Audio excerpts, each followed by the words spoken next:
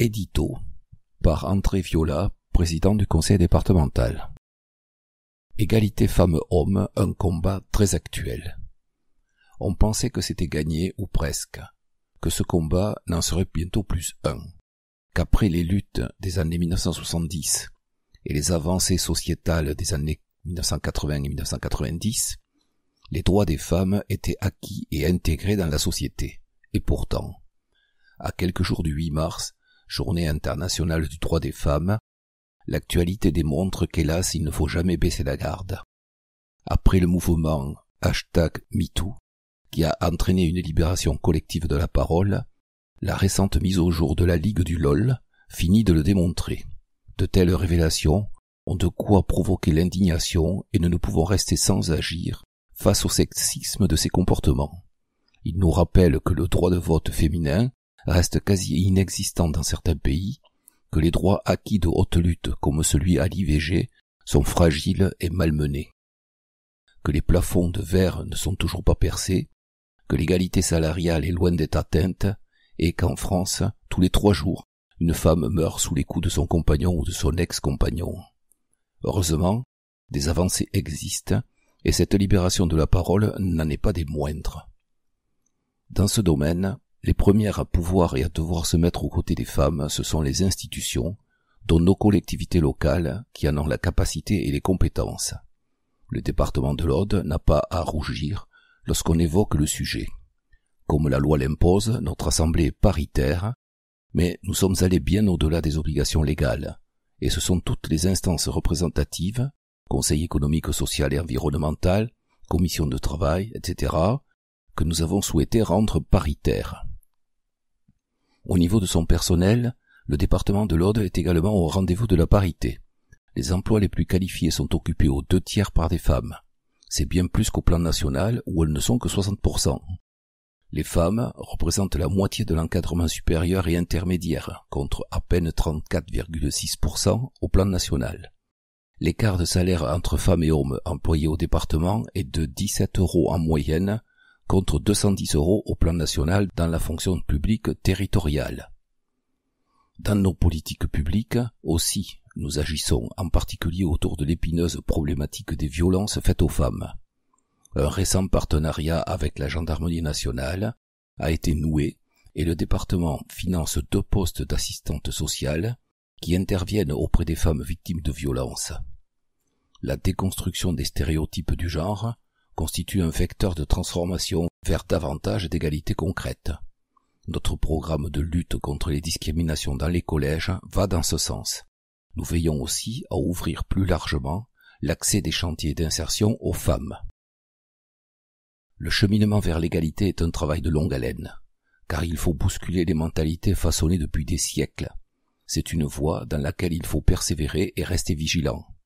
La promotion de l'égalité femmes-hommes, tout comme la lutte contre les violences faites aux femmes, ne sont pas des sujets du passé, ils sont au contraire très actuels, et les jeunes générations, appuyées par celles qui précèdent, se doivent de les porter plus que jamais.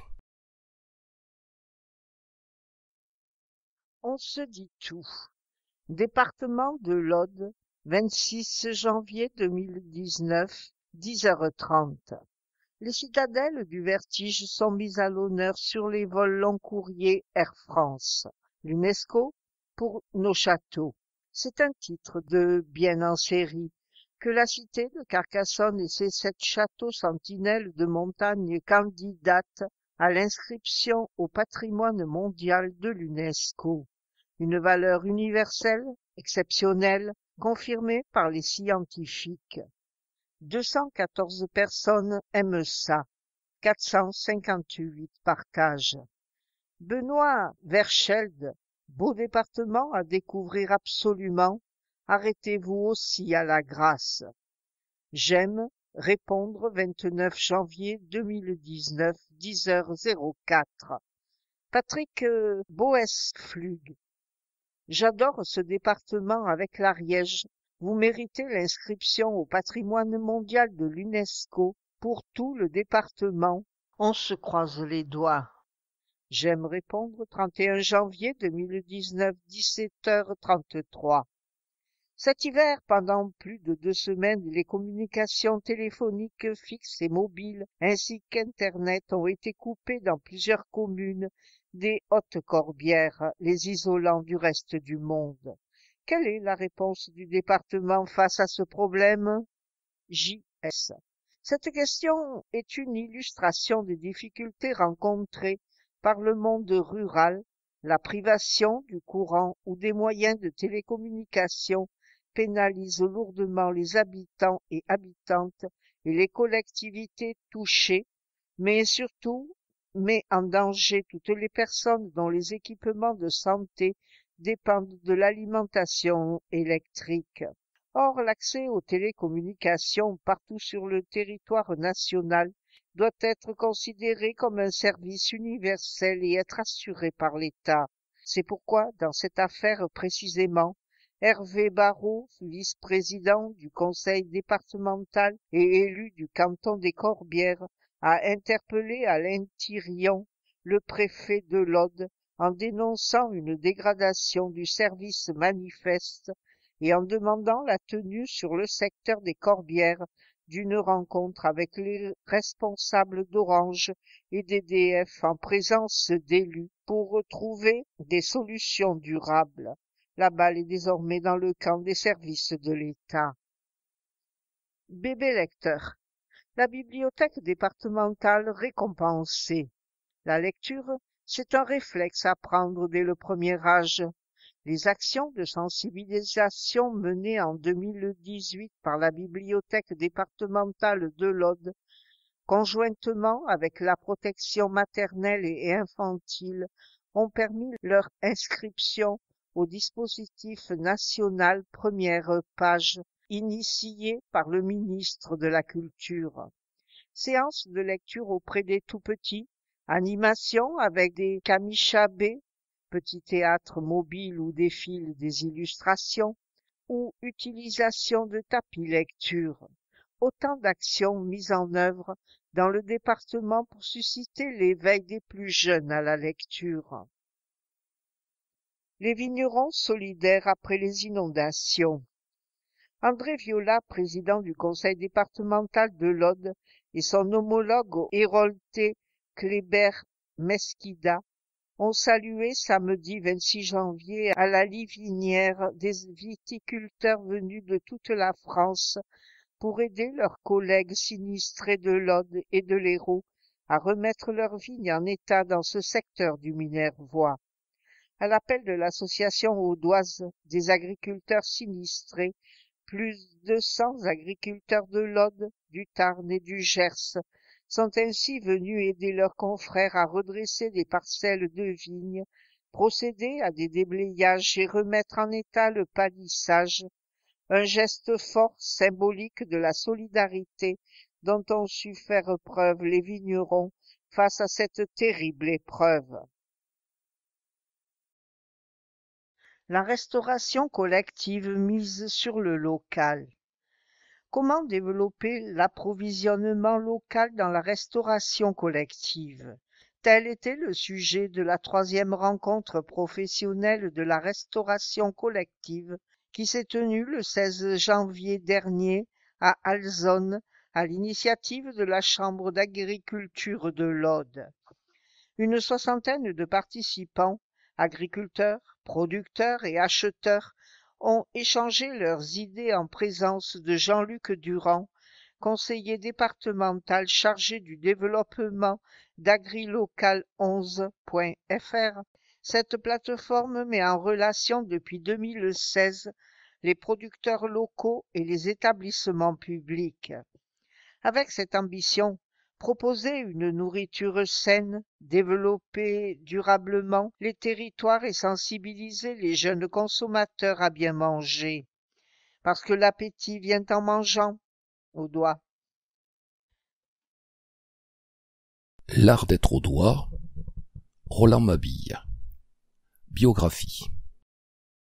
1948, naissance en Afrique du Sud dans une famille de missionnaires ayant défendu la cause des Basotho contre l'invasion Boer. 1971-1975, études d'architecture aux Beaux-Arts à Paris.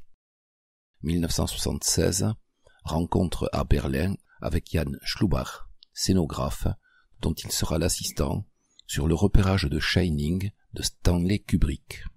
Collabore à de nombreux films, dont Just Gigolo et La Passante du Sans Souci. 1982, retour à Paris par le théâtre et la scénographie d'exposition.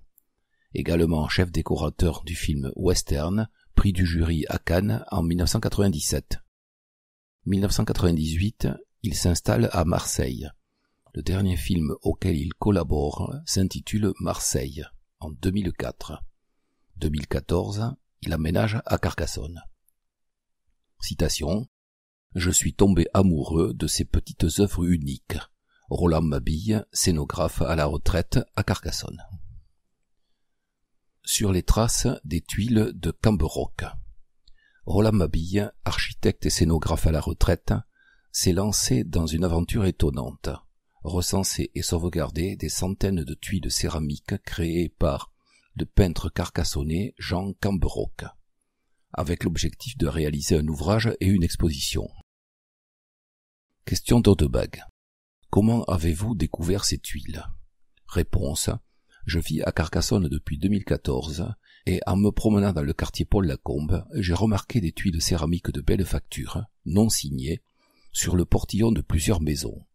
J'en ai découvert d'autres, quartier Saint-Jacques. J'ai commencé par les photographier. Il y a eu ensuite le petit ensemble de la route de Narbonne. Je photographiais le moulin d'Autan et une dame est sortie de chez elle en colère, mais quand je lui ai expliqué ma démarche, elle m'a dit de chercher du côté de Jean Camberoc, le peintre carcassonnais. Dans un premier temps, je n'ai rien trouvé sur ce travail des tuiles céramiques. Je suis alors rentré en contact avec son fils, Charles. Question. Il vous a confirmé que ces tuiles étaient bien de son père? Réponse. Il m'a d'abord parlé des liens d'amitié entre Jean Camberoc et Henri Castella, l'architecte qui a conçu toutes ces maisons pour l'office HLM. Chaque tuile était unique, représentant des animaux, des fleurs, des objets. L'office HLM et l'architecte signaient ainsi chaque construction. De mon côté, j'ai retrouvé une lettre de commande datée du 29 juin 1955, signée du président de la coopérative d'habitation à loyer modéré de l'Aude, dans laquelle est mentionné que Camberoc étudiait l'art de la céramique à l'atelier Saint-Vicens, à Perpignan.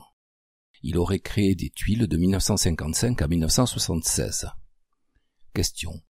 Qu'est-ce qui vous a tant attiré dans ces tuiles? On est sûrement entre l'œuvre d'art et l'artisanat, mais quand on est architecte, je crois qu'on a l'œil, et j'ai été attiré immédiatement par la qualité plastique de ces peintures. Le fait que cela soit à chaque fois une pièce unique me touche. Et puis, il y a ce côté anonyme de l'artiste et cette association aux logements sociaux. J'ai envie de sortir ces tuiles de leur anonymat et aussi d'assurer leur sauvegarde. En fait, je suis tombé amoureux de ces petites œuvres uniques. Plus de 1000 ont été retrouvées à ce jour, à Carcassonne, mais aussi Arzens, Badens, Barbera, Capendu, Montaulieu.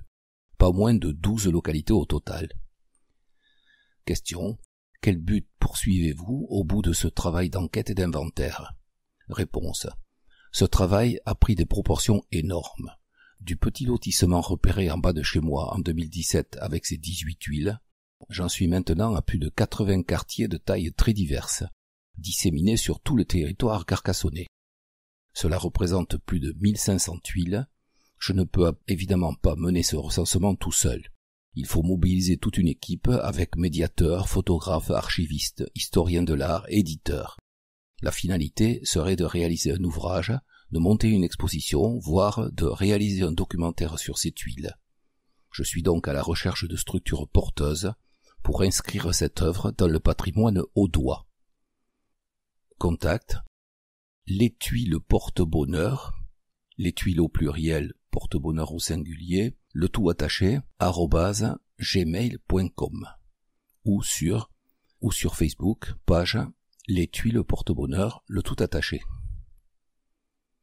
Biographie de Jean Camberoc, 1917-2001. Démarre dans la peinture en 1939 à Carcassonne, où il est repéré par le poète Joë Bousquet.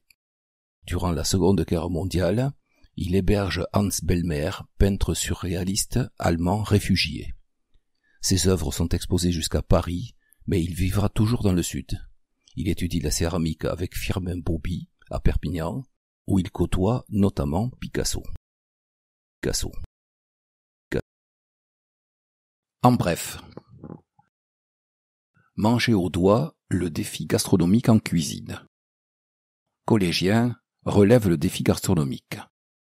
Avis aux cuisinières et cuisiniers en herbe, le défi gastronomique propose aux collégiens et collégiennes audois et audoises de 11 à 15 ans de montrer l'étendue de leur talent en cuisine. Le principe est simple, il suffit de s'inscrire pour participer au casting de présélection. 5 élèves seront sélectionnés pour cuisiner leur recette préférée avec au moins 2 produits locaux lors de l'édition de Promo de 2019 du 7 au 10 juin prochain à Lézignan-Corbière. Le grand gagnant sera récompensé d'un dîner pour 4 personnes au domaine d'Aurillac à Carcassonne. C'est alléchant, non? Renseignements sur les dates de casting et inscription sur www.aude.fr/826. La dictée du tour pour les collégiens de Limoux. 210 élèves du collège Joseph Delteil à Limoux participeront le 29 mars à la dictée du Tour. Cet événement est organisé dans toutes les villes étapes de la prochaine édition de la Grande Boucle, à 100 jours du départ de la compétition. À l'issue de cette dictée, dont le texte proviendra d'un article de presse traitant de la venue du Tour dans la région, le meilleur collégien sera récompensé par une invitation à découvrir les coulisses du Tour de France lors de l'étape Limoux-Foix le 21 juillet. L'occasion pour le lauréat d'accéder notamment au village du Tour et peut-être de faire un selfie avec le maillot jaune. Forum autour de la naissance à Narbonne. Futurs ou jeunes parents, ce forum est pour vous. Le Palais du Travail de Narbonne accueillera le 29 mars le forum autour de la naissance, qui abordera toutes les questions liées à l'arrivée d'un bébé dans un foyer. De la santé au bien-être de l'enfant, en passant par la préparation à l'accouchement ou au portage, différents ateliers accompagnés de travaux pratiques rythmeront cette journée, animée par des professionnels de la santé. Le docteur Dominique Janaudy, pédopsychiatre à Limoux, clôturera les échanges à 20h avec une conférence sur le thème « Expérience de la première année, comment le bébé prend conscience du monde qui l'entoure et de lui-même ». Le programme complet de cette journée est à retrouver sur www.aude.fr/223. Chèque sérénité, l'atout tranquillité pour les seniors. Fini les avances de frais et les tracas de gestion pour les allocataires de l'aide personnalisée d'autonomie, APA. Le département de l'Aude lancera au mois d'avril le chèque sérénité, destiné à régler les achats du matériel à usage unique, tels que les couches, pour les seniors souffrant d'incontinence. Chaque bénéficiaire recevra un chéquier mensuel nominatif d'un montant maximum de 62 € qu'il pourra utiliser dans les pharmacies ou dans les grandes surfaces. 1300 audois et audoises sont concernés par ce dispositif qui représentait 680 000 € en 2018. Renseignements sur www.aude.fr. Reissac d'Aude, place à la nouvelle station d'épuration. La première pierre de la future station d'épuration de Reissac d'Aude a été posée fin janvier en présence de Dominique Godefroy et de Christian Lapalu, élus du canton Sud-Minervois. Ce chantier doit durer jusqu'à la fin de l'année 2019. Mené conjointement par le département et la communauté d'agglomération du Grand Narbonne, il permettra de remplacer les anciennes stations d'épuration de Villedaigne et Reissac d'Aude, vétustes et sous-dimensionnées, par un nouvel équipement doté d'une technologie moderne. Les sportifs audois soutiennent les sinistrés.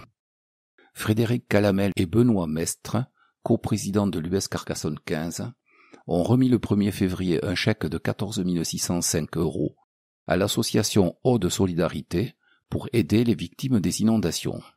Ce don est le résultat d'une cagnotte mise en ligne par l'USC et soutenue par le comité départemental olympique et sportif. De nombreux clubs sportifs se sont associés à cette démarche solidaire au profit des sinistrés. Parmi eux, l'association Languedoc Amazon, PLM 15 Bram, Codep 11 Équitation, le FAC et le Handball Club Carcassonnais, qu'ils en soient sincèrement remerciés. Tous au TAF. La 12e édition du Salon Travail Avenir Formation, TAF, se tiendra le 20 mars au Centre des Congrès de Carcassonne. Le département de l'Aude est partenaire de cet événement organisé par la région Occitanie. L'occasion, pour les personnes en recherche d'emploi, de rencontrer les entreprises, découvrir les organismes de formation et trouver un emploi. L'an dernier, plusieurs milliers de visiteurs venus de tout le département avaient été accueillis à Carcassonne. C'est une opportunité à ne pas manquer. Pensez à venir avec votre curriculum vitae. Quoi de neuf sur la route? Déneigement et salage pour sécuriser les routes. Plusieurs engins de déneigement et de salage ont opéré en février dans le pays d'Axat après la formation de congères et de verglas. Idem dans le Limousin sur la RD 121 au col des Festes, la RD 12 au col des Tougnettes et sur la RD 70 à Veraza. Le pays de Sceaux et la Montagne Noire ont également vu des engins départementaux sécuriser les routes, des interventions classiques mais indispensables en hiver. Renforcement de la chaussée à Port-la-Nouvelle. Les travaux de renforcement de la chaussée de la RD 6139 se poursuivent entre Port-la-Nouvelle et l'autoroute A9. Après une première tranche de travaux effectués en 2018 sur la section descendante de la 2x2 voies entre Sigean et Port-la-Nouvelle, ils reprendront en 2019 sur les ronds-points de Lafarge et sur celui du port. Montant des travaux pour cette deuxième tranche, 800 000 €. Des aménagements à Lastours. Des travaux de micro-minage ont été réalisés cet hiver sur la RD 101 pour permettre l'élargissement de la chaussée. Cette technique consiste à briser de gros blocs de pierre à l'aide d'explosifs.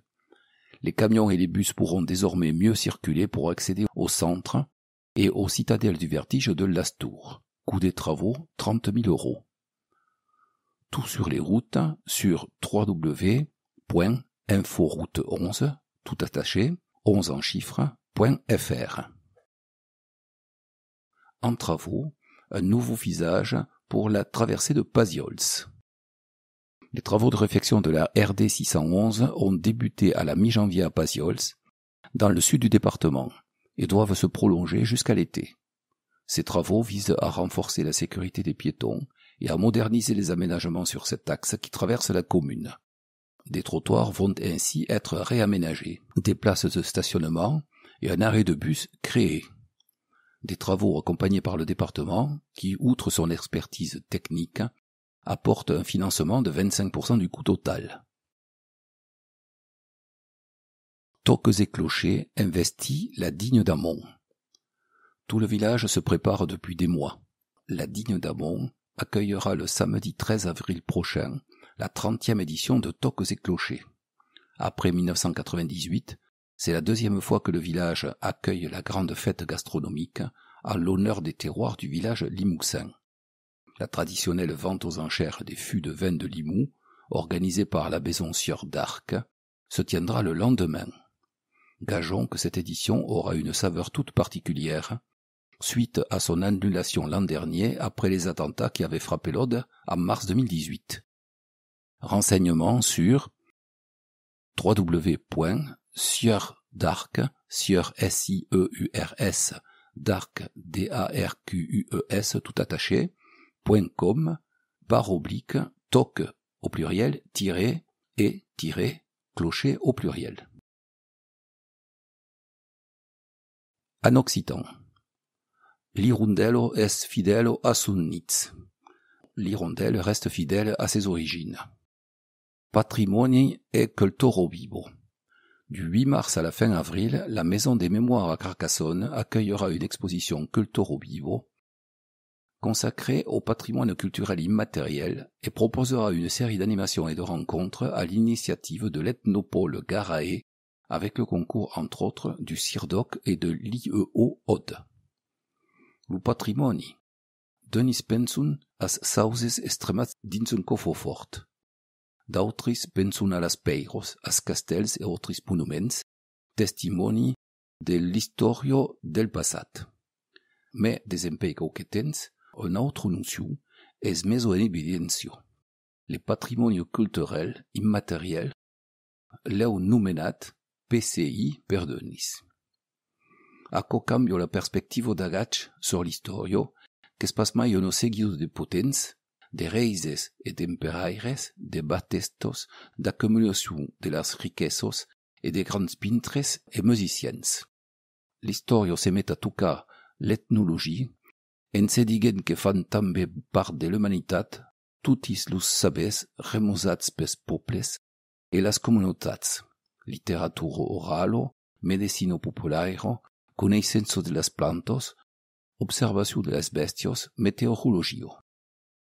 Tutis los sauprefaires, mestiers, artesanat cusino, e les evenements que ritmun la corso del temps, como carnaval ou lo bufali de la Derne. A tal, las animacions qu'accompagnaran la mostra a Carcassonne concernaran los contes, le rugby, l'accent, l'alimentació, las musicos, just totes las formos. Le rôle est précurseur de la revista Folklore.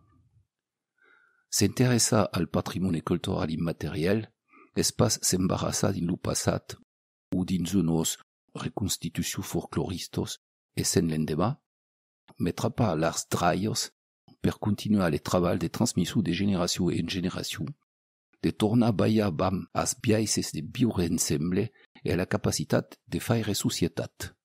L'UNESCO dit que le patrimoni cultural immateriel deu ésser a l'encòp tradicional, contemporaneu e viu.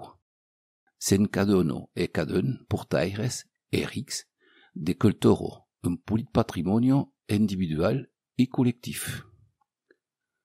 Per ne saber mai e veure le programma www.garae.fr.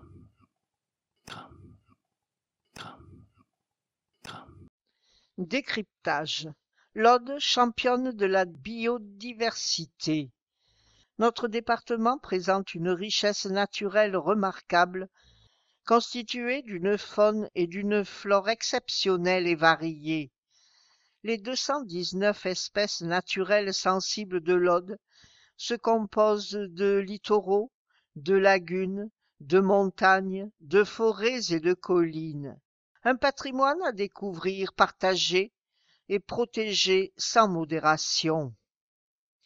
478 espèces végétales, 316 espèces animales, 219 espaces naturels sensibles égale 254 000 hectares, soit 40% du département.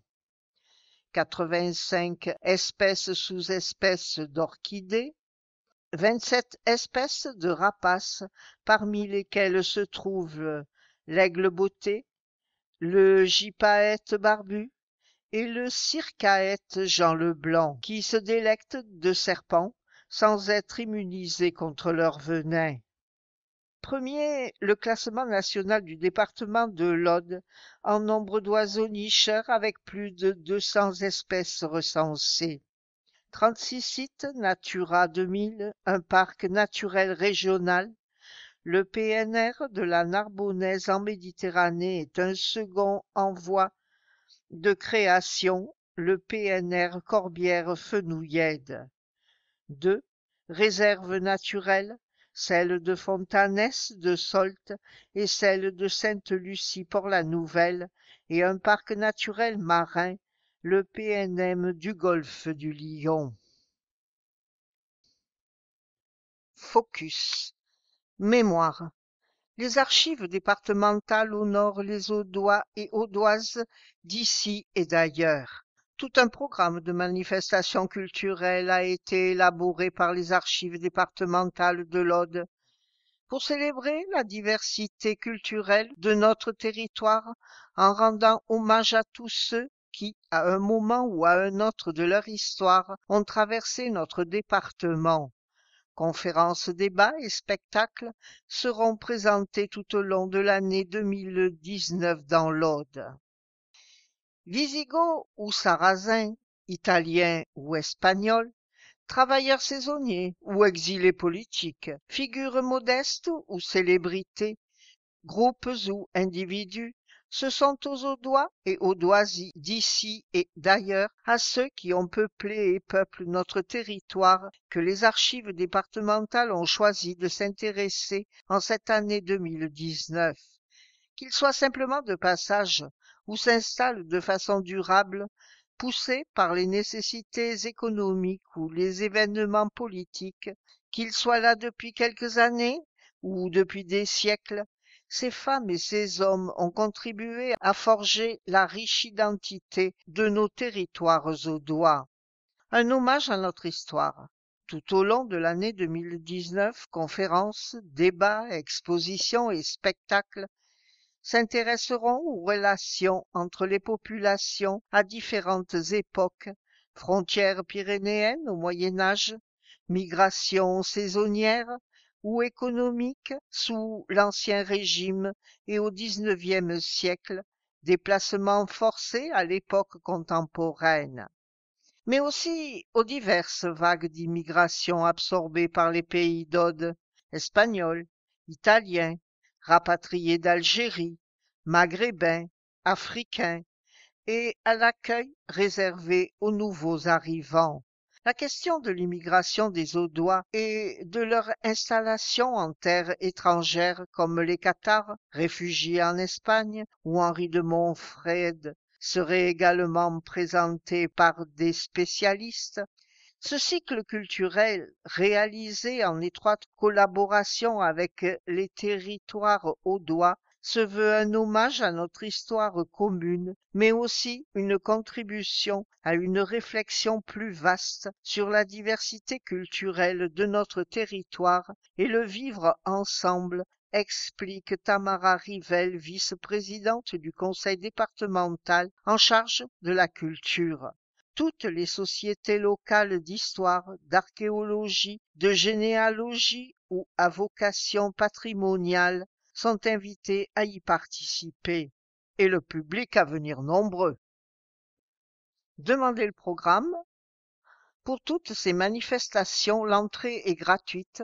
Inscription aux archives départementales de l'Aude au 04 68 11 31 54 ou par mail à archives@aude.fr. Conférence débat. 8 mars, 17 h. Salle des synodes du Palais des Archevêques, place de l'Hôtel de Ville à Narbonne.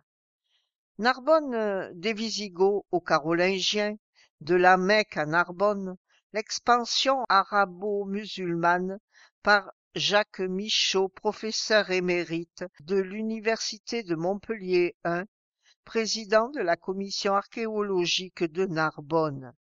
Les monnaies arabes de Narbonne, par Sébastien Gasque, chercheur au CNRS, IRAMA, Centre Ernest Babelon. 16 avril, 20h30. Archives départementales de l'Aude, 41 avenue Claude Bernard à Carcassonne. Pour une histoire des migrations dans l'Aude, présentation des sources archivistiques par Christine Martinez et Claude-Marie Robion, Archives départementales de l'Aude. 22 mai, 17h30. Médiathèque Pierre Couchereau, 52 avenue de Narbonne à Sigean. Les réfugiés français et belges de 1914-1918 en Narbonnais, par Dominique André, historien, membre de l'Association des Amis du patrimoine culturel de Sigean et des Corbières. 4 juin, 18 h. Salle Louis Coste, 14 rue Blanquerie à Limoux. Circulation et migration dans les pays d'Aude sous l'Ancien Régime, par Gilbert Larguillet, professeur émérite de l'Université de Perpignan. 5 juillet, 18 h. Abbaye de la Grâce, 4 rive gauche à la Grâce.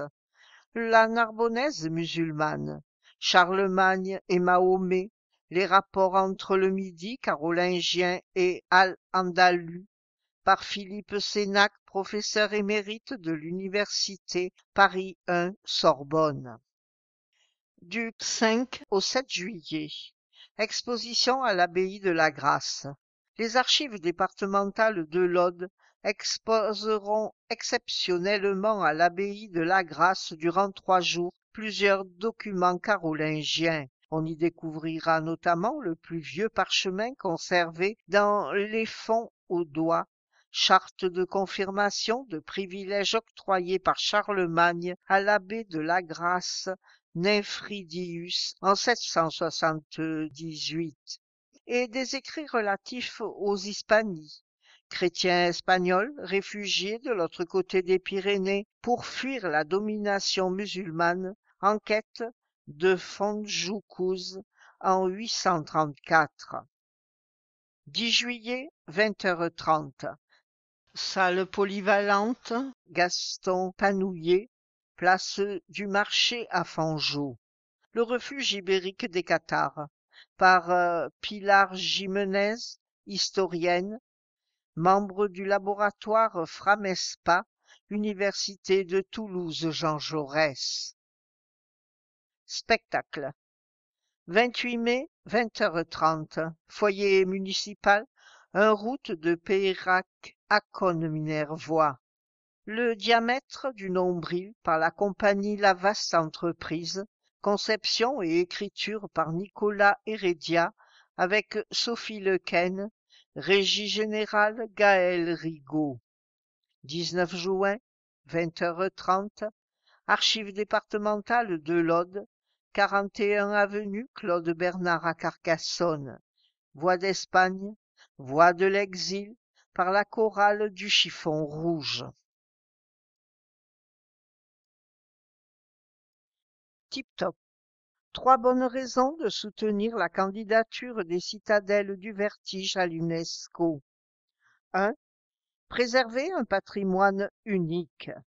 La cité de Carcassonne et ses châteaux sentinelles de montagne constituent un site unique au monde. Ce réseau de citadelles du Vertige, bâti sur les reliefs acérés et à l'architecture militaire très homogène, possède une valeur universelle exceptionnelle. Les forteresses d'Aguilar, Lastour, Montségur, Peyre-Pertuse, Puy-Lorens, Quéribus et Thermes témoignent d'un modèle unique des fortifications avec une place forte centrale, la cité de Carcassonne à la tête des autres châteaux pour défendre un territoire et une frontière au XIIIe siècle. Faire reconnaître cette valeur par le patrimoine mondial de l'UNESCO permettra de mieux la préserver et de la partager avec les générations à venir. 2. Dynamiser l'attractivité du territoire. L'inscription au patrimoine mondial de l'UNESCO est un formidable levier de développement et permettrait d'augmenter considérablement la notoriété de ces sites. En effet, les visiteurs qui viennent découvrir le patrimoine en profitent pour pratiquer d'autres activités associées au tourisme et à la consommation. Mais c'est aussi un moyen d'attirer l'attention sur les autres atouts de ce territoire et mettre en valeur la qualité de vie pour ses habitants. 03. Affirmer l'implication des Audois et Audoises dans ce dossier. La transmission de cette histoire commune à l'exceptionnelle force évocatrice de cette architecture dans ces paysages remarquables doit bénéficier d'un réel soutien populaire. La façon dont les habitants et habitantes, les acteurs économiques, les professionnels du tourisme et les collectivités sont associés au projet et observés avec attention. Pour avoir toutes les chances d'aboutir, la population audoise doit s'y associer pleinement. Convaincu, affirmez votre soutien sur www.aude.fr.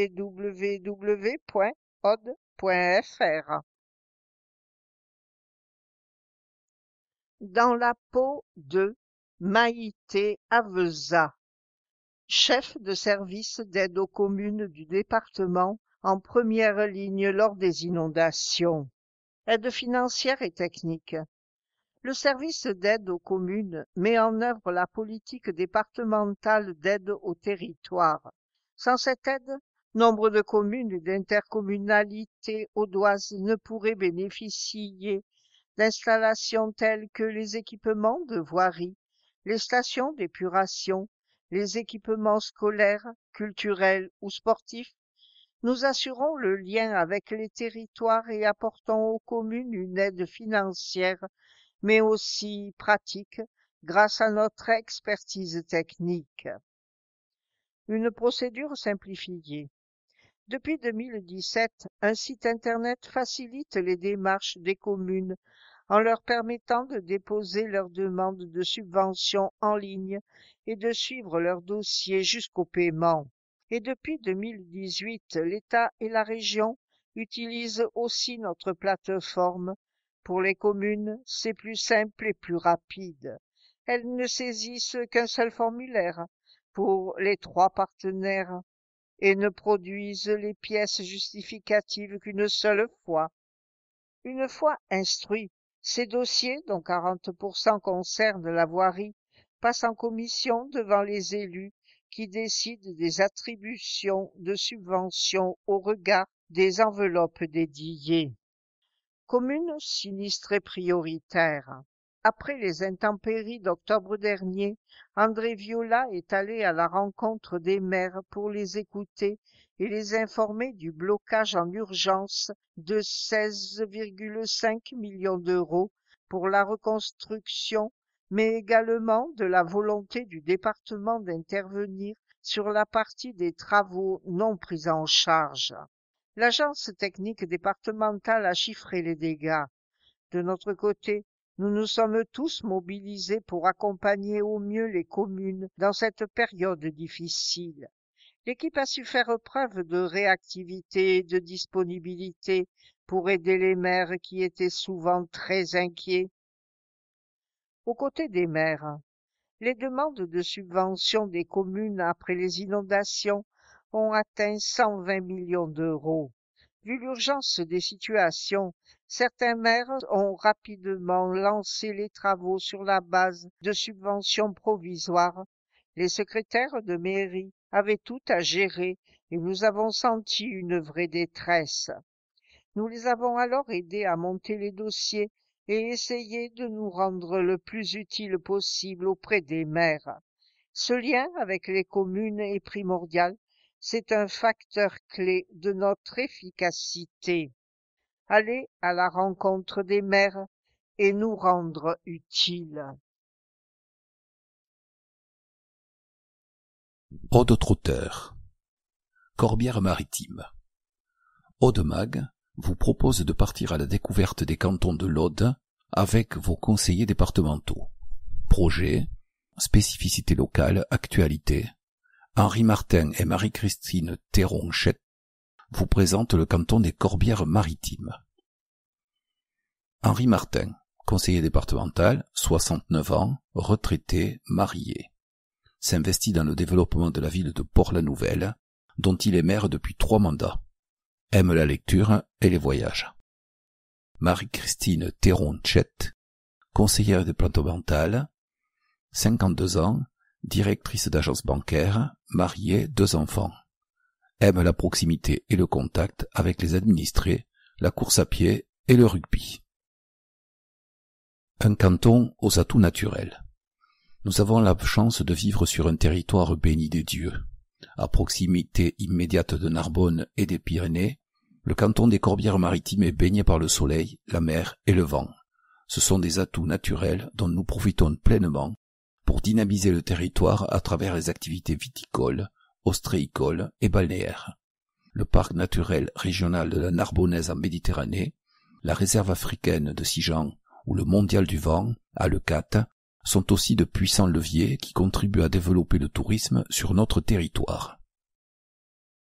Port-la-Nouvelle, extension du port. L'extension du port régional de la Nouvelle, dont les travaux débuteront cette année pour une livraison prévue dans 3 ans, se concrétise. Elle permettra d'agrandir la zone portuaire pour accueillir des navires les plus modernes. Le département de l'Aude, qui est un intervenant historique dans l'entretien du port, a toujours répondu présent sur ce dossier. Dans un futur proche, des céréaliers, navires de marchandises et pétroliers du monde entier pourront ainsi être accueillis à Port-la-Nouvelle. Un vrai plus pour l'activité économique qui bénéficiera à toute la Narbonnaise et bien au-delà. Des infrastructures modernisées. Nous poursuivons sur le canton de Corbières-Maritimes les travaux d'installation de la fibre optique en lien avec le syndicat audois de l'énergie, SIADEN, pour améliorer la qualité des connexions à Internet. Ce chantier sera terminé en 2020. Nous continuons également l'enfouissement des réseaux électriques. Nous avons par ailleurs procédé ces dernières années, en collaboration avec le parc naturel régional de la Narbonnaise en Méditerranée, à la rénovation de la RD 6009 entre Périac-de-Mer et Fitou. Les abords de la route ont été nettoyés et le revêtement refait pour que cet axe touristique et très fréquenté soit une vitrine de notre canton. Développer les énergies renouvelables. Le port sera aussi doté d'un quai destiné à accueillir les activités de la filière éolien offshore flottant. Les éoliennes y seront assemblées avant d'être installées au large de Leucate et de Gruissant. Leur mise en eau est prévue en 2021 avec une phase test de 3 ans. Concernant les éoliennes terrestres, nous allons renforcer la puissance des équipements existants, notamment dans le parc de Sijan. À l'horizon 2030, nous disposerons ainsi d'éoliennes plus puissantes et dont les dimensions ne dépasseront pas celles des éoliennes actuelles. Sur le littoral audois, la tramontane est un atout qu'il faut faire fructifier. Leur priorité, travailler en bonne intelligence sans considération partisane pour faire avancer tous ensemble notre territoire. Quelques chiffres sur le canton des Corbières-Maritimes. Population, 22 785 habitants. Nombre de communes, 11. Caves, Feuillat, Fitou, La Palme, Leucate, Port-la-Nouvelle, Périac-de-Mer, Portel-des-Corbières, Roquefort-des-Corbières, Sijan, Treille. Superficie, 298 km². Les conseillers départementaux, Henri Martin, contact sur henri.martin@aude.fr. Marie-Christine Théron-Chette, marie-c.théron, Theron, @aude.fr. Toutes les infos sont sur aude.fr. C'est pratique. Service départemental d'incendie et de secours, sapeur-pompier volontaire, pourquoi pas vous? Pas besoin d'être un super-héros, ni un athlète de haut niveau, pour devenir sapeur-pompier volontaire. Si un minimum de conditions physiques et un bon état de santé général sont requis, le sapeur-pompier volontaire est avant tout un citoyen engagé et motivé, convaincu des valeurs d'entraide et de solidarité, et soucieux d'investir son temps libre et son énergie au service des autres. Alors, pourquoi pas vous? Qu'est-ce qu'un sapeur-pompier volontaire? Les sapeurs-pompiers volontaires sont l'un des maillons essentiels de l'organisation des secours en France. Dans l'Aude, ils représentent 91% des effectifs du service départemental d'incendie et de secours, SDIS 11. Ces volontaires, hommes et femmes, ont choisi en parallèle de leur profession, de leurs études et de leur vie de famille, de se rendre disponibles auprès d'un centre de secours pour participer à la protection et à la sauvegarde des personnes, des biens et de l'environnement. Aux côtés des sapeurs-pompiers professionnels, ils interviennent ainsi face à toute situation d'urgence. Accidents de la route, incendies, tempêtes et inondations, secours aux personnes, aux animaux, etc. Être sapeur-pompier volontaire est un engagement citoyen libre et volontaire. Il ne s'agit pas d'un emploi professionnel. Le nombre d'interventions par mois et les périodes d'astreinte sont établis en fonction des disponibilités de chaque volontaire et des contraintes du centre de secours auquel il est rattaché. Quelles sont les conditions pour s'engager? Être âgé de 16 ans au moins. Si vous êtes mineur, le consentement écrit de vos parents ou représentant légal est exigé. Jouir de ses droits civiques. ne pas avoir fait l'objet d'une condamnation incompatible avec l'exercice des fonctions, être en situation régulière au regard des dispositions du Code du service national, être en bonne condition physique et médicale. Comment s'engager? Prenez contact avec le chef du centre de secours le plus proche de chez vous, soit en vous rendant sur place, soit en envoyant une lettre manuscrite accompagnée d'un curriculum vitae. Le chef du centre de secours vous reçoit pour un entretien afin de vous présenter en détail la fonction de sapeur-pompier volontaire, d'évaluer vos motivations et disponibilités. Si l'entretien se révèle positif, vous êtes convoqué pour des tests d'aptitude physique. Au regard des résultats de ces tests, le comité du centre de secours donne son avis et vous remet un dossier d'engagement à compléter. Une visite médicale est organisée avec les médecins sapeurs-pompiers. Vous êtes convié à une journée préalable à l'engagement, lors de laquelle vous participerez à des ateliers de présentation du SDIS, de l'activité et de la formation de sapeurs-pompiers volontaires, et à un entretien collectif avec des psychologues. Si les conclusions de cette journée sont positives, vous signez votre arrêté d'engagement pour une durée de 5 ans et pouvez démarrer votre formation. Quelle formation et quelle indemnisation? La formation initiale se compose de plusieurs modules, vous permettant d'acquérir au fur et à mesure les différentes compétences opérationnelles en qualité d'équipier, secours aux personnes, lutte contre les feux de forêt, feux urbains, etc. Par la suite, la formation continue et les stages de perfectionnement vous offrent la possibilité d'évoluer en grade et en fonction. En tant que volontaire, vous n'êtes pas rémunéré, mais une indemnisation vous est versée pour les interventions et les périodes d'astreinte en fonction de votre grade. Une convention peut également être passée avec votre employeur. Le SDIS 11 recrute des nageurs sauveteurs. En plus des sapeurs-pompiers volontaires, le SDIS 11 recrute des saisonniers pour assurer la surveillance des plages et de certains plans d'eau du département l'été prochain. Les candidatures sont ouvertes aux plus de 18 ans, titulaires du brevet national de sécurité et de sauvetage aquatique, BNSSA, ou d'un diplôme de niveau supérieur. Pour en savoir plus et télécharger le dossier de candidature, sdis11 en chiffres.fr, / engagement au pluriel, saisonnier au pluriel. Les coordonnées du service départemental d'incendie et de secours de l'Aude, SDIS 11, sont les suivantes: 1 rue Aristide Bergès, 11 000 Carcassonne.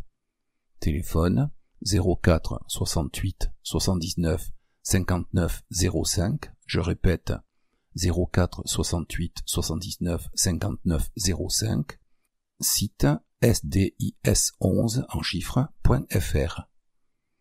Pour trouver les coordonnées du centre de secours le plus proche de chez vous, sdis11.fr /carte. Quelques chiffres: 1859 sapeurs-pompiers volontaires dans l'Aude, soit 91% des effectifs du service départemental d'incendie et de secours, dont 415 femmes. 48 centres de secours dans l'Aude, 33 233 interventions en 2018, dont 25 968 secours à la personne, 2268 incendies et 2072 accidents sur la voie publique. L'Aude, une ambition numérique. La révolution numérique est en marche dans l'Aude après le déploiement du très haut débit qui se poursuit sur tout le territoire pour couvrir 100% des communes audoises. D'ici 2021, le département renforce encore sa politique numérique et améliore ses services en ligne. Un site web spécialement dédié aux seniors du département, des applications sur smartphone pour découvrir le patrimoine audois, une plateforme en ligne pour les producteurs et acteurs publics de la restauration collective, sans oublier un nouveau site www.aude.fr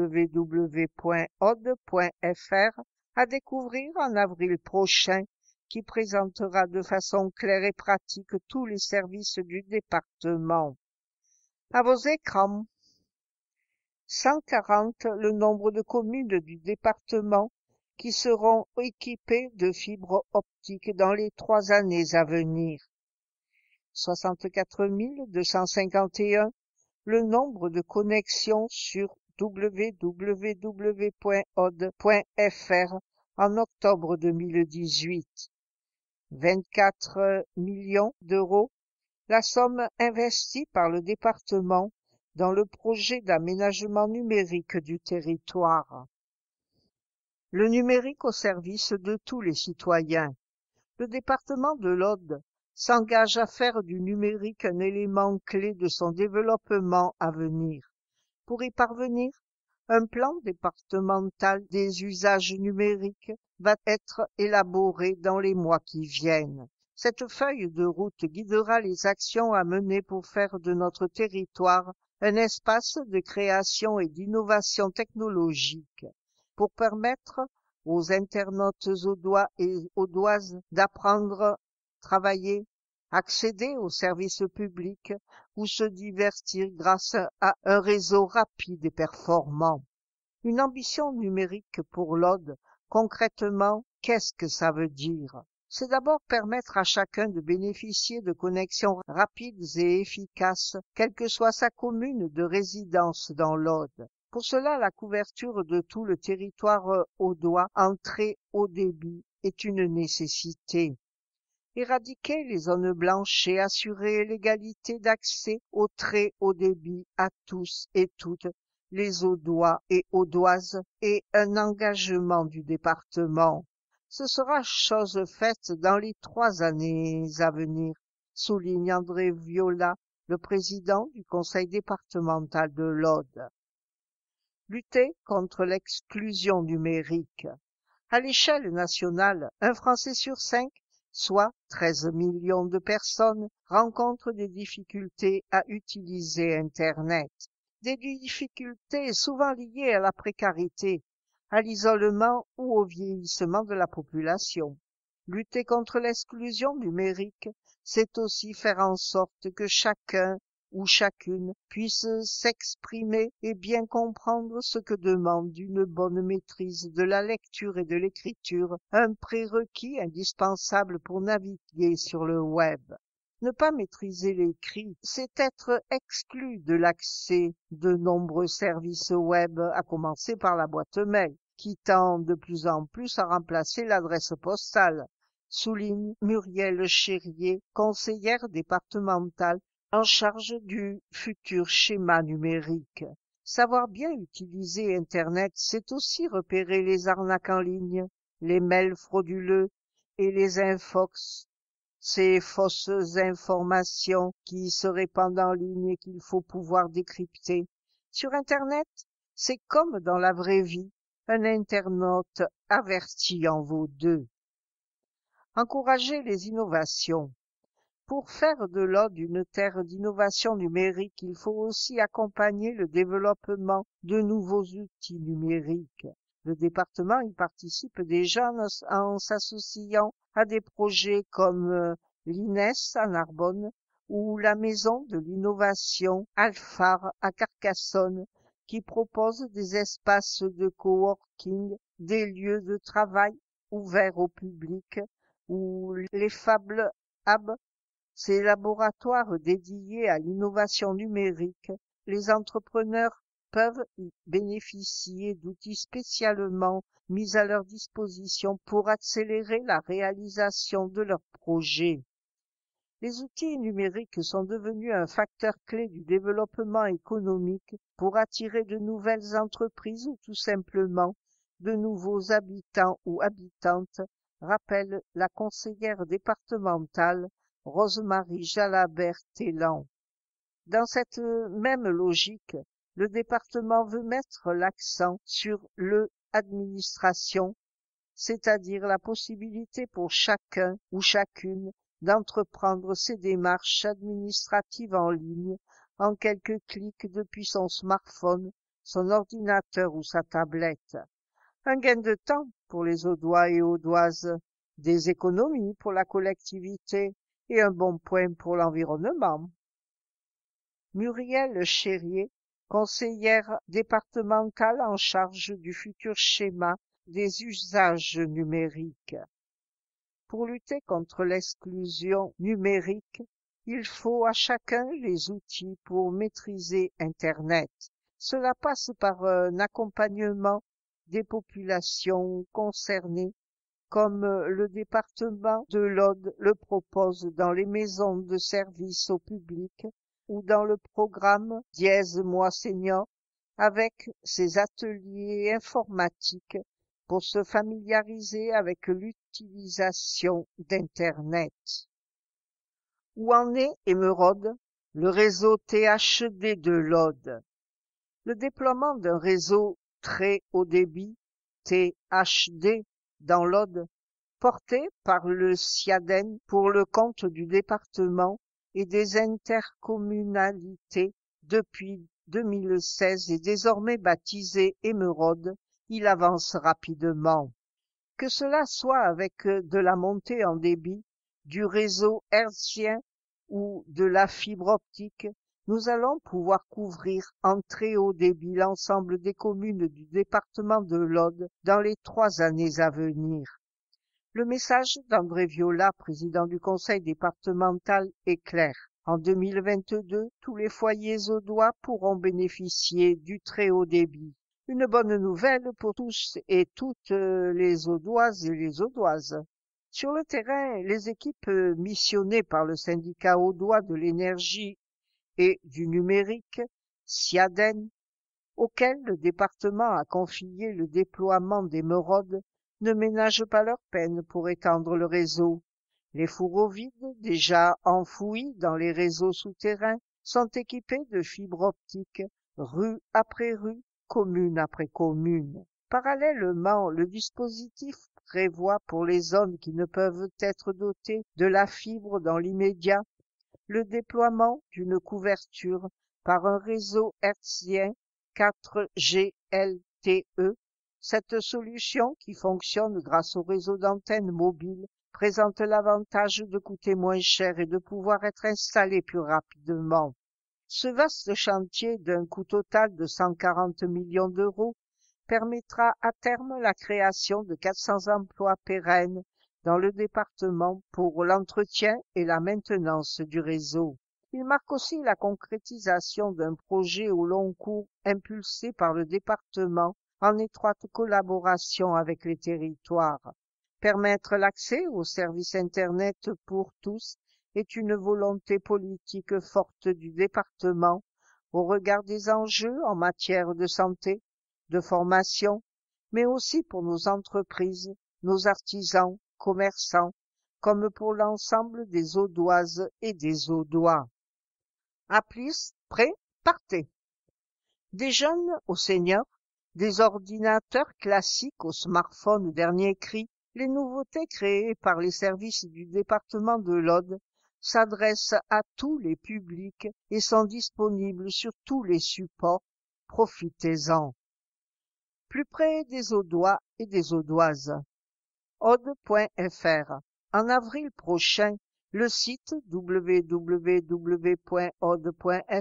va faire peau neuve pour offrir une qualité de service optimale et mieux répondre aux besoins des Audois et des Audoises. Plus clair, plus simple et plus rapide, ce site s'adaptera à votre profil en vous aiguillant vers les pages les plus pertinentes en fonction de vos requêtes. Il a été pensé pour vous permettre d'accéder facilement aux multiples actions et services proposés par le département, à consulter sur ordinateur, smartphone et tablette, sans modération. Seule l'adresse ne change pas, www.aude.fr. Visiocontact. Cet outil mis en place par la CAF vient répondre aux nouveaux besoins des usagers. Il permet d'établir un contact direct en vidéo avec un conseiller de la CAF, de la MSA, de la CPAM, de l'ADIL ou de la DGFIP et d'opérer l'essentiel des démarches à distance. Équipé d'un ordinateur et d'une webcam, Chaque usager peut ainsi, depuis son domicile ou une maison de service au public, entrer en contact avec un conseiller. En 2018, plus de 200 personnes ont utilisé ce service, simple comme un coup de fil, direct comme un vrai rendez-vous. Plus près des visiteurs, des applis pour valoriser le patrimoine. Disponibles dès le printemps, ces nouveautés créées pour valoriser le patrimoine de l'Aude prendront la forme de 2 applications. La première proposera de découvrir les spécificités d'une vingtaine de sites répertoriés dans le département et suggérera des itinéraires. La seconde, un jeu, invitera à une grande aventure dans l'épopée des Cathares au XIIe siècle en allant de site en site pour découvrir les racines de la culture occitane. Une approche moderne et résolument ludique pour éveiller les curiosités et mettre en lumière notre patrimoine. Plus près des professionnels, cette plateforme mise en place par le département de l'Aude et ses partenaires vise à simplifier l'accès à la commande publique des petites et moyennes entreprises. Les avis de marché des grandes collectivités audoises y sont publiés et des formulaires sont mis à disposition des candidats. Pour les PME et TPE, c'est ainsi la possibilité de trouver en un seul endroit l'ensemble des consultations lancées par les collectivités adhérentes et de candidater en ligne, bien entendu. agrilocal11.fr, la plateforme qui met en relation les acheteurs institutionnels, les restaurants administratifs, les chefs de cantines scolaires avec les producteurs locaux. C'est simple, instantané et gratuit. Développé par le département de l'Aude en partenariat avec la Chambre d'agriculture, elle vise à augmenter l'approvisionnement de la restauration collective en produits locaux. Une façon de manger plus sainement, de stimuler l'économie locale et de préserver l'environnement grâce aux circuits courts. En 2018, la plateforme agrilocal11.fr a généré 1 million d'euros d'achats intégralement reversés aux 200 producteurs inscrits. moisenior.aude.fr, le site internet pour bien vieillir. Créé dans le cadre de la conférence des financeurs de la prévention de la perte d'autonomie des personnes âgées, le site internet moisenior.aude.fr est accessible sur tous les supports. Destiné aux Audois et Audoises de 60 ans et plus, à leurs proches et aux professionnels, cet outil recense toutes les activités mises en place en faveur des seniors et de leur autonomie sur le département, ainsi qu'une foule de conseils pratiques. Hélène Sandranier, vice-présidente du conseil départemental de l'Aude, en charge de l'autonomie. 80% des Français souhaitent rester chez eux le plus longtemps possible et en pleine forme. L'objectif de ce site internet est de leur en donner les moyens concrets à travers un outil simple et lisible présentant tous les dispositifs existants sur notre département en faveur des seniors et de leur autonomie. Tout le programme des ateliers et conférences Moi Senior.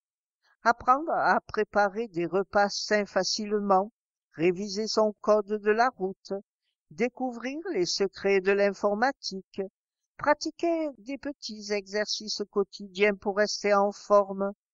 Le site moisenior.aude.fr dresse la liste de tous les ateliers et conférences de ce programme. Vous pourrez les trier par thème ou par ville, ou les repérer directement sur la carte en fonction de la zone géographique de votre choix. Pour en savoir plus, il suffit de cliquer. Vous découvrez alors le programme détaillé de l'atelier ou de la conférence, son horaire, sa durée, le lieu de rendez-vous, et les contacts de la structure organisatrice afin de réserver. Des conseils pratiques. Pour vous accompagner dans votre quotidien, faciliter vos démarches et votre accès à une meilleure autonomie, la partie magazine du site moisenior.od.fr vous propose de faire le plein de bons conseils sous forme de fiches pratiques, de tutoriels ou de vidéos classées selon 5 thématiques: quotidien, se loger, mobilité, santé et loisirs. Ces conseils se déclinent également en articles, reportages et interviews pour vous aider à profiter pleinement de votre âge et de votre retraite.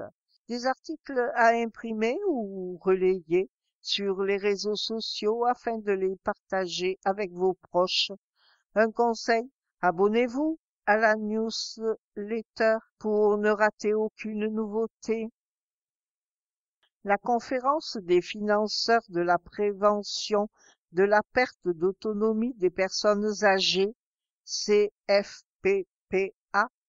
est l'un des dispositifs phares de la loi numéro 2015-1776 du 26 décembre 2015 relatif à l'adaptation de la société au vieillissement.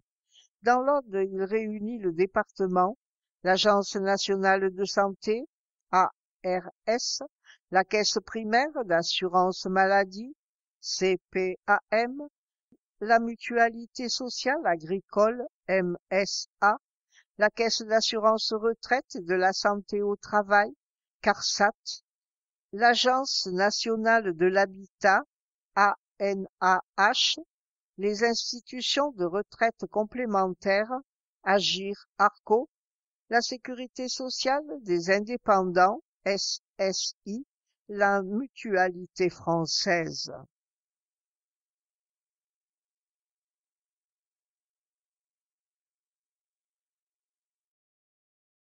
Ça, c'est du sport. Retour en image. Nos jeunes sportifs ont du talent. Une centaine d'élèves ont participé les 15 et 16 janvier dernier à l'édition 2019 du Raid Blanc, organisé par le département de l'Aude et l'UNSS Aude. Courses d'orientation, biathlon, tir couché à la carabine, laser et course, luge et courses de côte figuraient au programme des épreuves prévues au col du Chioula. Des collégiens et collégiennes venus de tout le département se sont affrontés par équipes mixtes, composées chacune de 2 filles et de 2 garçons.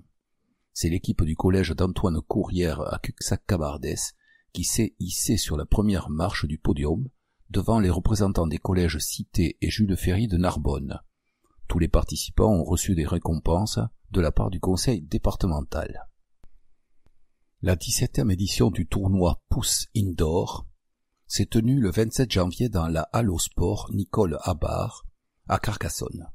À cette occasion, plus de 120 enfants de moins de 10 ans ont goûté aux joies du rugby en salle, à l'initiative de l'école de rugby de l'US Carcassonne et avec le soutien du conseil départemental de l'Aude. Pour assurer la sécurité de ces jeunes sportifs, plus de 600 tatamis avaient été au préalable installés sur le sol. Au total, 11 équipes venues de toute la région se sont affrontées lors de parties de 6 minutes. Un événement unique en France, le tout dans une ambiance conviviale et devant un public conquis. Agenda. Le tir sportif à l'honneur. 23 et 24 mars, Carcassonne. Attention, tireurs d'élite. La salle du Dôme de Carcassonne sera le théâtre du 16e championnat de France des clubs 10 mètres, les 23 et 24 mars prochains. Compétiteurs adultes et issus des écoles de tir feront face à la cible équipés de pistolets et carabines, avec un seul but, viser le 1000. Entrée libre. Site www.carcassonnaise-tir.fr. Coupe du monde junior de kitesurf, du 11 au 14 avril à Saint-Pierre-la-Mer. Le grand thème mondial des jeunes kitesurfers a rendez-vous à Saint-Pierre-la-Mer en avril. La station audoise accueillera la Coupe du monde junior de kitesurf freestyle et la Coupe de France de kite border cross. Les riders en découdront sur les vagues avec pour seul allié la tramontane et le vent marin. Au programme, de la glisse, du spectacle et des sensations garanties. Mondial du vent. Du 20 au 25 avril à Leucate-la-Franquie. Le Mondial du vent, compétition internationale de kitesurf et de windsurf, est devenu au fil des ans un événement incontournable. La crème de la discipline se retrouvera pour une semaine de compétition, mais aussi de fêtes et d'animations. Au village de la Glisse, spectacles, initiations et démonstrations seront proposés, dans une ambiance toujours décontractée. www.mondial-du-vent.fr Béatrice Fabre, Trail Qatar, vertige garanti. Les 18 et 19 mai, ils seront plus de 1100 trailers à s'élancer sur l'une des 7 courses des Trail Qatar. Une belle réussite pour Béatrice Fabre, une organisatrice tombée sous le charme des corbières et des citadelles du vertige. Question. Comment sont nés les Trail Qatar et ces courses des seigneurs? Réponse. Tout a commencé il y a 11 ans. J'étais une compétitrice d'escalade et d'ultra-trail. Je suis originaire de la Cabanas, à côté de Font-Romeu, et je vivais alors à Perpignan. Je venais souvent à Cucugnan chez des amis, et je me suis dit qu'une course dans ce cadre extraordinaire serait géniale. Je trouvais dommage que ce coin soit peu connu. On s'est alors lancé pour organiser la première édition. Quelques mois plus tard, en mai 2008, plus de 90 participants étaient au départ. Question. Et la 11e édition s'apprête à démarrer. Qu'est-ce qui fait le succès de ce rendez-vous hors norme? Réponse. L'originalité de ces trails, c'est d'abord la traversée de sites exceptionnels, mais c'est aussi une ambiance familiale à laquelle je tiens. Une dizaine de bénévoles de la Maison de la Jeunesse et de la Culture de Cucugnan, par exemple, confectionnent les repas frais. J'aime ce côté terroir, je ne veux pas du consommable. Les gens sont là pour partager, découvrir un pays, ses habitants, une ambiance. Question. Cette année encore, vous proposez des nouveautés? Réponse. Pour les 10 ans, nous avons créé la course contre-la-montre de 2,4 km jusqu'au donjon du château de Quéribus avec 65 concurrents. C'était fabuleux. Nous la retrouverons cette année, tout comme la ronde d'Alicia de 10 km, dont la recette est versée à la famille de cette jeune fille âgée de 12 ans et atteinte du syndrome de Rett. Le trail des donjons se courra sur une journée et sur 68 km, avec 5000 mètres de dénivelé positif. L'an dernier, c'était 100 km sur 2 jours. Nous proposons aussi le trail de base sur 21 km, ainsi que 2 autres de 34 et de 50 km. Question. Êtes-vous surprise du succès des Trail Qatar? Réponse. Je suis à la fois surprise et angoissée. On a progressé sans cesse pour atteindre, l'an dernier, les 1100 participants et nous en espérons 1300 cette année. Nous redoublons d'efforts pour nous faire connaître et aller chercher de nouveaux trailers. Question. Quel conseil donneriez-vous à ces nouveaux trailers? Réponse. Une chose est sûre, il faut être préparé pour s'inscrire, y compris sur le 21 km. Le terrain est surprenant, il ne s'agit pas d'un trail classique, il y a beaucoup d'escalade, de pentes raides. C'est en quelque sorte du skyrunning, ces courses à d'altitude. Et ces courses, elles se gagnent. Question. Aujourd'hui, vous avez choisi de vivre sur ce territoire? Réponse. J'ai créé à Paderne une entreprise d'activité de pleine nature, Ode Qatar Évasion. Nous proposons des stages de trail, des week-ends à thème, des journées de cohésion autour du running, du vélo électrique ou du ski à roulettes tout-terrain. C'est l'envie de faire découvrir les corbières qui me guide. Inscription sur les 3 vents, 3 en chiffres, vents VENTS, hôte pluriel, corbière au pluriel, le tout attaché.com. Je répète, les LES, 3 chiffres, vents VENTS, hôte pluriel, corbière.com, tout attaché. Man, femme mélomane. Marina Anne Knowles, alias Man, est une femme à remporter en décembre dernier le concours d'art vivant 11, dispositif d'accompagnement des jeunes artistes audois soutenu par le département. 6 ans après avoir osé envisager sa passion comme un métier, Marina Anne Knowles ne regrette pas son audace. En décembre, la jeune femme a remporté le concours Vice-Versa d'Art Vivant 11 avec à la clé 18 mois d'accompagnement et d'aide à la réalisation de son projet musical. Déjà, Marina fourmille d'idées avec son nouveau quintet venu étoffer l'univers blues folk trip-hop qu'elle avait construit avec guitare et son électro. Petite fille rêveuse qui aimait raconter des histoires, Marina a toujours eu l'oreille tendue vers la musique bercée par les mélodies de son père saxophoniste et la culture musicale folk et motown de sa mère américaine. Étudiante pourtant, elle aspire à devenir journaliste. Elle enchaîne Hippocagne et Sciences Po, mais sa dernière année dans une université mexicaine bouleverse ses plans. Elle y découvre l'histoire de la musique et l'histoire de l'art. Marina, à ce moment-là, n'est pas encore artiste. Embauchée dans une maison de disques à Montréal, l'idée continue de faire son chemin. S'assumer artiste, ça prend du temps. C'est finalement après un séjour en Nouvelle-Zélande qu'elle décide de s'accomplir pleinement en tant qu'auteure-compositrice et interprète. Marina Anne Knowles devient manne et une femme. Elle revendique un attachement viscéral à la terre minervoise qu'il a adoptée il y a 6 ans quand elle s'est installée à Malves. Je me suis sentie chez moi pour la première fois. Je crois que sans cet ancrage, je ne pourrais pas vivre tout le reste. Si Man a une voix de velours, ses mots griffent, elle signe des textes en anglais engagés et féministes qui font mouche. Depuis 2 ans, Man multiplie les scènes. En 2017, elle fait la première partie de Cancun à l'affiche du Festival Off de Carcassonne. Sa collaboration avec le compositeur Étienne Zénon et son corpus musical fait pour les films à la Tarantino avec une touche européenne à la Porticide correspondent à son métissage. Un côté très esthétique avec un petit truc qui cloche et qui accroche. Par ici les sorties. Un auteur, un livre, Michel Moner d'Azur.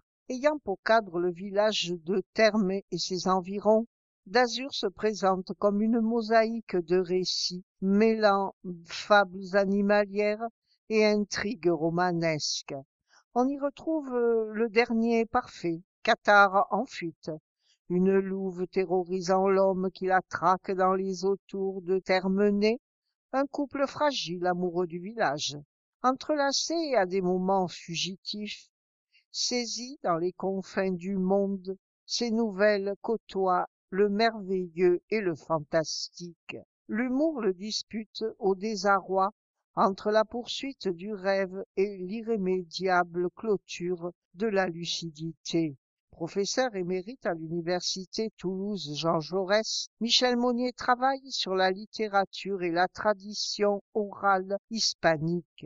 Spécialiste de Cervantes, il a collaboré à la traduction et à la publication de Don Quichotte dans les œuvres complètes de Cervantes à la Pléiade.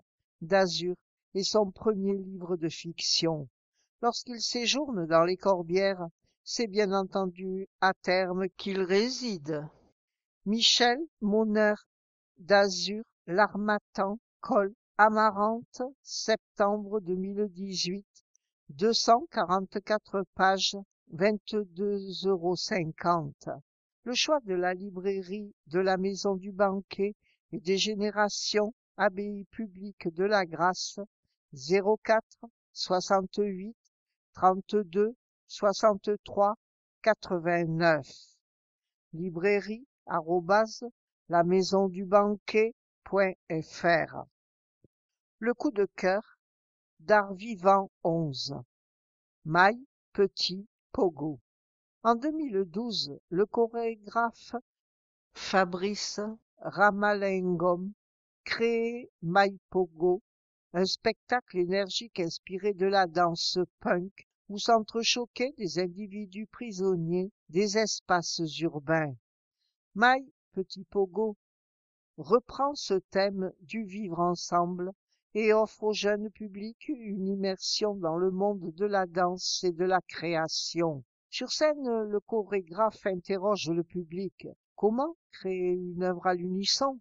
Donnant les clés pour saisir les principes de l'écriture chorégraphique, le spectacle bascule doucement vers une forme poétique sur une musique rock originale. 4 danseurs jouent une partition commune tout en conservant leur personnalité. Un spectacle joyeux et ludique à découvrir dès le plus jeune âge dans le cadre du festival départemental Scènes d'enfance à Narbonne. Du 25 mars au 2 avril, théâtre-cinéma-narbonne.com, tarif scène d'enfants 5 €. Le temps des notes fête ses 18 ans.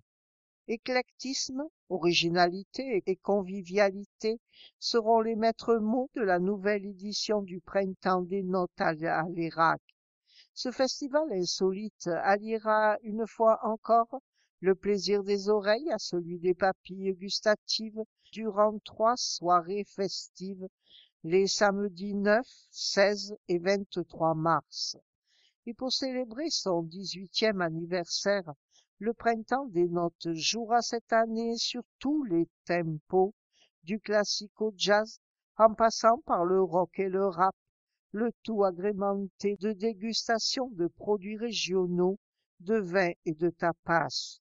Le public retrouvera ainsi sur scène des talents aux doigts tels Taxman et son rock énergique, l'ensemble Belleville et son jazz manouche, ou encore la touche caribéenne de Sant'Andrea Jazz Band. Ce festival sera aussi l'occasion de découvrir des artistes ayant déjà fait leurs preuves sur les scènes parisiennes, comme le trio Flotisti et son répertoire pour flûte traversière, le quartet de rappeurs Boisvert et l'étonnant trio Frédéric Chopin Jazz Project. Une bien alléchante programmation. Le printemps des notes.wysite.com. Une sélection de spectacles et d'animations pour tous les goûts et tous les âges. Pour retrouver tout ce programme, rendez-vous sur odalaculture.fr et sur gps-spectacle.fr. Mars. Du 1er mars au 27 avril, Cultura Viva, exposition Carcassonne. Dédiée au patrimoine culturel immatériel en Occitanie, cette exposition du Centre interrégional de développement de l'Occitan met l'accent sur les déclinaisons audoises de ce patrimoine vivant. Maison des mémoires gratuit. garae.fr. Les 8 et 9 mars, Passerelle, spectacle vivant, Ferral-les-Corbières, contes, théâtre, concerts. Ce marché de créateurs de spectacles vivants permet de tisser des liens entre les organisateurs d'événements culturels et les compagnies. 2 jours de rencontres où le public découvre la création artistique du moment. Espace culturel des Corbières gratuit. ccricm.fr. Samedi 9 mars, 16 h, rencontre La Grâce.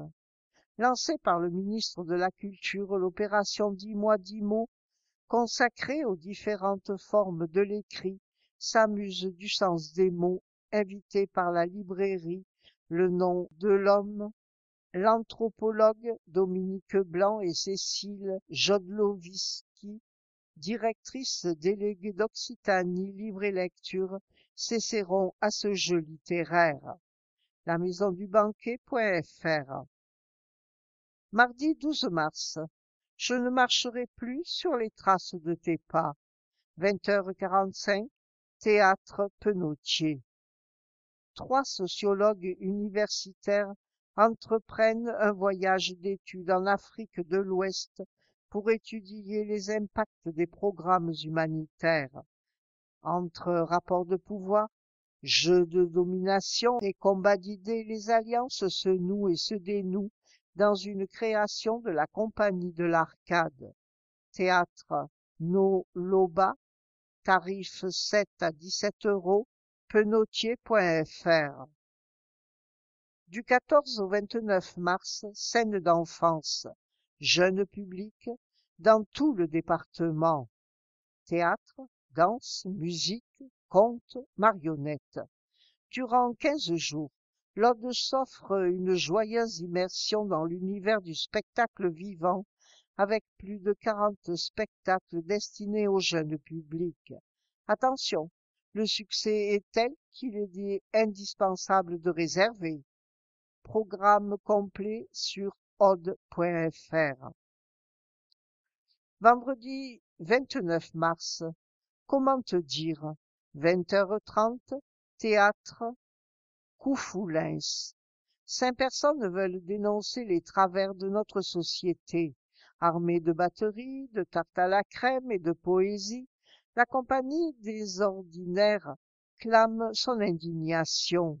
Un spectacle multiforme, au rythme déjanté, qui plaira à tous les publics. Tarif 1 à 17 €. Le théâtre dans les vignes.fr. Avril. Du 2 au 24 avril, sortie de case. Festival Aude. Coordonnée par la bibliothèque départementale de l'Aude, cette 6e édition promet de belles rencontres autour de la BD, dédicaces d'auteurs, battles de dessin, expositions, projections de films et nombreux ateliers de création pour apprendre à dessiner. Gratuit, aude.fr. Du 5 au 21 avril, Ma vigne en musique, Festival Narbonne. L'excellence de la musique classique portée au plus près du public et dans des lieux magnifiques. Salle d'Aude, Narbonne, Vinassan, Gruissant. Tarif 10 à 25 €. Narbonne-classique-festival.fr. Samedi 6 avril. Langa. 21h, art vivant, Féral-les-Corbières.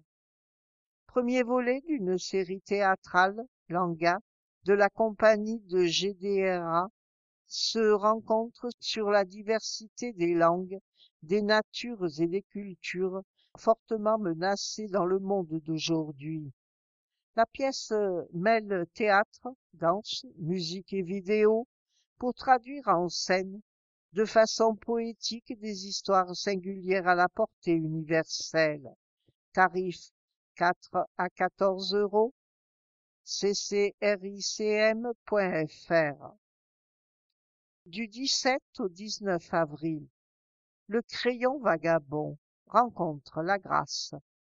Graphiste et illustrateur de plusieurs albums en collaboration avec Mathieu Sylvander et Thomas Bretonneau, Perceval Barrier partagera sa passion pour son métier le 17 avril à la librairie Le nom de l'homme à la Grâce, le 18 avril à l'école publique de Mons et le 19 avril à Moutoumé. La maison du banquet.fr. Jeudi 18 avril, face à Médée, 20h30, théâtre Castelnaudary. Médée est magicienne, solaire, amoureuse, colérique et meurtrière. Un mythe à redécouvrir avec la compagnie L'Entreprise, interprétée par Anna Carlier, Yéette Darwish et Catherine Germain, 3 comédiennes magistrales sur scène. Tarif 11 à 17 €, atpdelaude.com.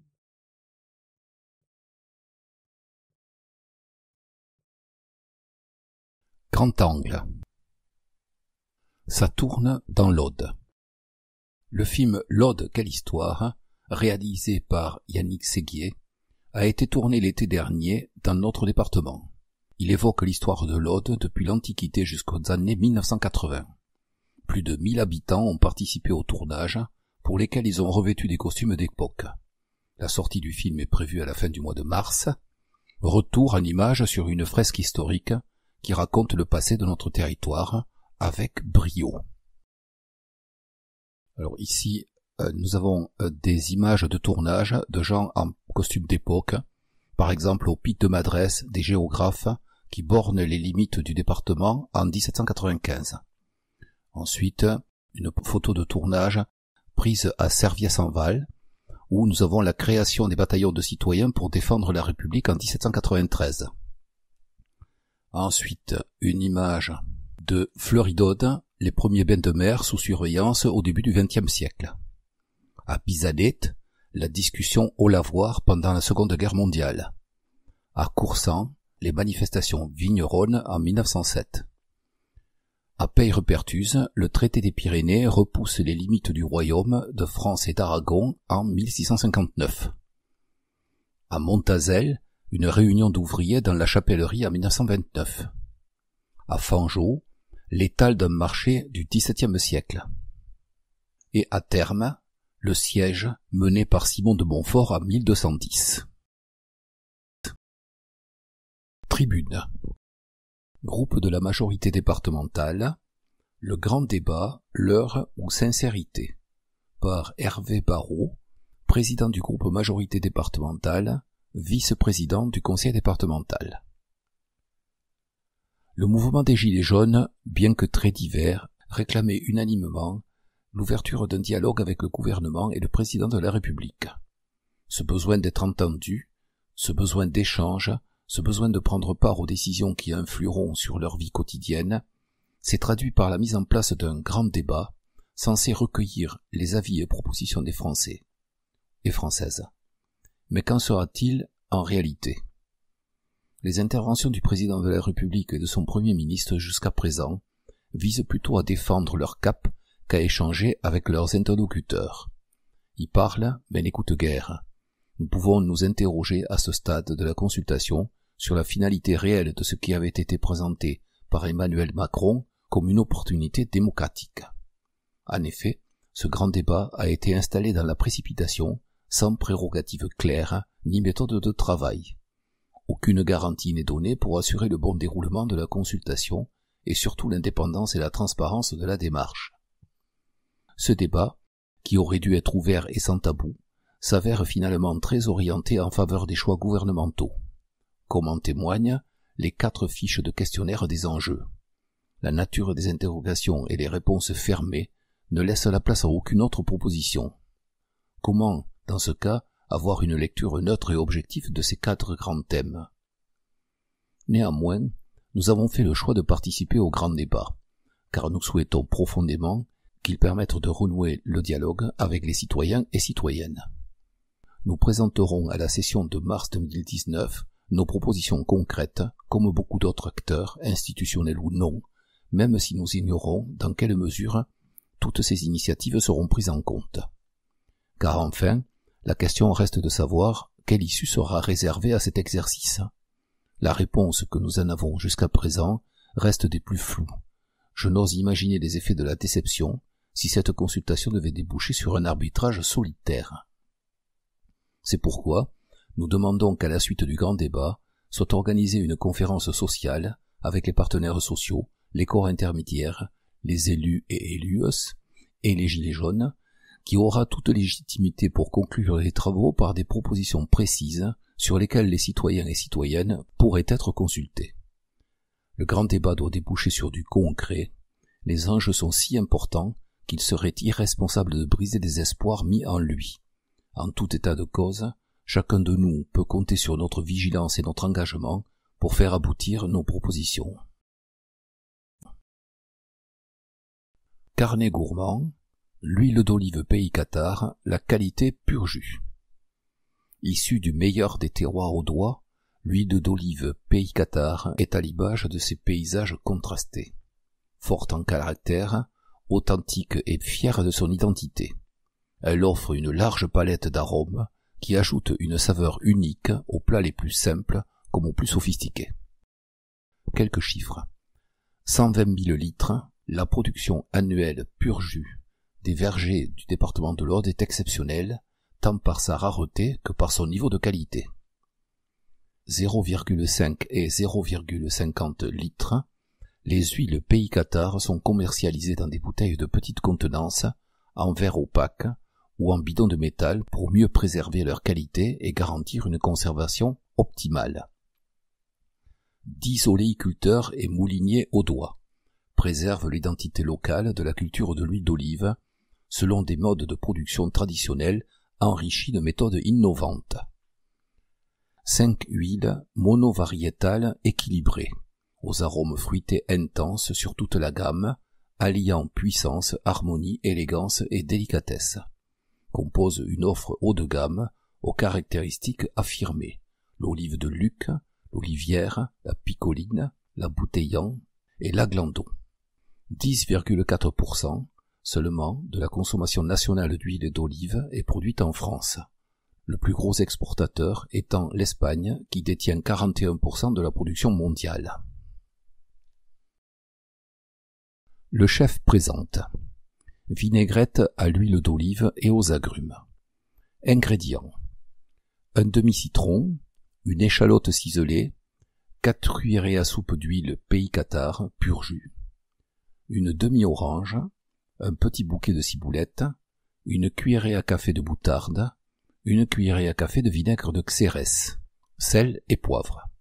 Difficulté facile, préparation 10 minutes, quantité pour 4 personnes. Mettre la moutarde dans un bol, puis le vinaigre de Xérès et le jus du citron et de l'orange pressée. Mélanger énergiquement à la fourchette.